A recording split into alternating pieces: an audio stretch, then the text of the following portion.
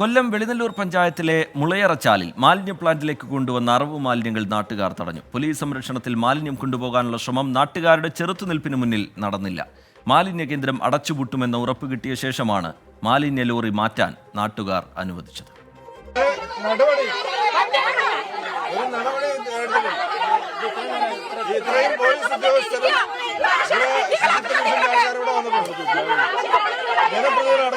അത്രയും സഹികെട്ടപ്പോഴാണ് ജനങ്ങളുടെ പ്രതിഷേധ സ്വരം മാറിയത്. 3 വർഷം മുൻപാണ് മുളയറച്ചാലിൽ അറവ് മാലിന്യങ്ങൾ സംസ്കരിക്കുന്നതിനുള്ള പ്ലാന്റ് തുടങ്ങുന്നത്. പഞ്ചായത്തിന്റെ ലൈസൻസോടുകൂടിയായിരുന്നു പ്രവർത്തനം.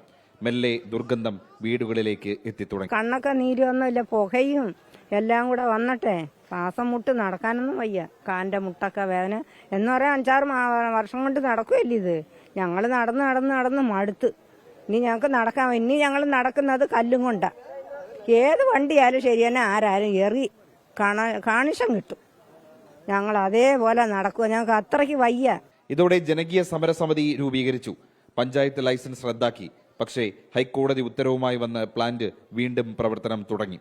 പ്ലാന്റ് അടിയന്തരമായി സ്റ്റോപ്പ് കൊടുത്ത് നിർത്തും എന്നാണ് കളക്ടറും ബന്ധപ്പെട്ട ഉദ്യോഗസ്ഥരും സമരസമിതിക്കും ജനങ്ങൾക്കും നൽകിയിട്ടുള്ള ഉറപ്പ്. അതിനുശേഷമാണ് ഈ മാലിന്യം ഇവിടെ കിടന്ന് വലിയ ദുർഗന്ധം പ്രദേശത്ത് വ്യാപകമായിട്ടുണ്ടായി. ജനങ്ങൾ വലിയ രാവിലെ മുതൽ പല ഘട്ടങ്ങളിലും പ്രക്ഷോഭവും സമരങ്ങളും മുദ്രാവാക്യങ്ങളുമായി പോലീസിന് നേരെ തിരിഞ്ഞു. പ്ലാന്റ് പൂർണ്ണമായും അടച്ചുപൂട്ടണമെന്നാവശ്യപ്പെട്ട് കളക്ടറേറ്റിലേക്ക് മാർച്ച് നടത്തി. ഫലമുണ്ടായില്ല. ഇന്നലെ അർദ്ധരാത്രി വീണ്ടും അറവ് മാലിന്യവുമായി ലോറികൾ എത്തിയതോടെ സ്ത്രീകളടക്കമുള്ളവർ നേരിട്ടു.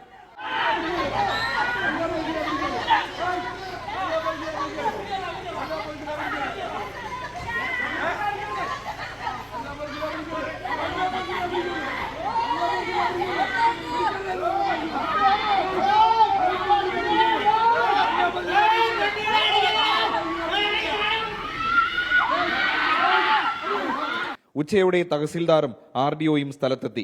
നാട്ടുകാരുമായി ചർച്ച നടത്തി. പ്ലാന്റ് താൽക്കാലികമായി പൂട്ടാൻ ഉത്തരവിട്ടു. ഇതോടെ നാട്ടുകാർ പ്രതിഷേധം അവസാനിപ്പിച്ചു.